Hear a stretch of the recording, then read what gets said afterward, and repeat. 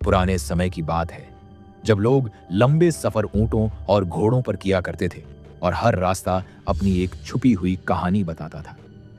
एक दिन एक काफिला दूर दराज व्यापार के लिए निकल पड़ा। इस काफिले में शामिल था मजहर, 23 साल का एक युवा व्यापारी जो पहली बार अकेला लंबे सफर पर जा रहा था। मजहर में हिम्मत और जिज्ञासा दोनों थी, लेकिन उसे यह एहसास नहीं था कि इस रात की काली सन्नाटा उसे कैसे घेर लेगी। रात के समय काफिले ने पहाड़ों के बीच एक सुनसान जगह पर ठहराव डाला। सबने अपने अपने टेंट लगाए, आग जलाई और रात के खाने की खुशबू में मस्त हो गए। कुछ देर हंसी मजाक और बातचीत के बाद सब सो गए। आधी रात गुजर ही रही थी कि मजहर की आंख खुली। उसे ऐसा लगा जैसे बाहर बिल्लियों की लड़ाई की आवाज आ रही हो।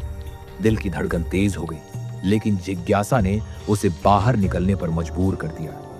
हवा में ठंड और सन्नाटा था। थोड़ी दूर एक घना पुराना पेड़ खड़ा था और वहीं से आवाजें आ रही थीं। मजहर धीरे धीरे पेड़ के पास गया।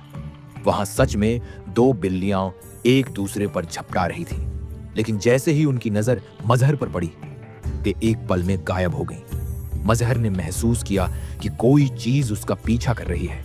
अचानक ठंडी हवा का तेज झोंका चला और उसी समय पेड़ की जड़ से एक साया निकलने लगा। मजहर के पैरों तले जमीन खिसक गई और वह एक जिन्न को देख रहा था। सफेद कपड़ों में लिपटा, आंखों में लाली और चेहरे पर भयानक मुस्कान। जिन्न ने धीमी लेकिन गहरी आवाज में कहा, तुमने यहां आकर बहुत बड़ी गलती कर दी है। मजहर का दिल जोर जोर से धड़क रहा था। वह पीछे हटने लगा, लेकिन जिन्न कदम बढ़ाते हुए उसके सामने आ गया। मजहर ने पूरी ताकत लगाकर काफिले की ओर भागा, हाँफता हुआ सबको जगाया और कांपती आवाज में पूरी घटना सुनाई। सबके चेहरे पर डर और हैरानी छा गई। कोई भी वहां ठहरने की हिम्मत नहीं कर रहा था।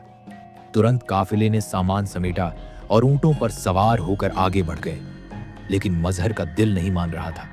वह बार बार पीछे मुड़कर देख रहा था और जो दृश्य उसने देखा वह उसकी आत्मा को हिला गया।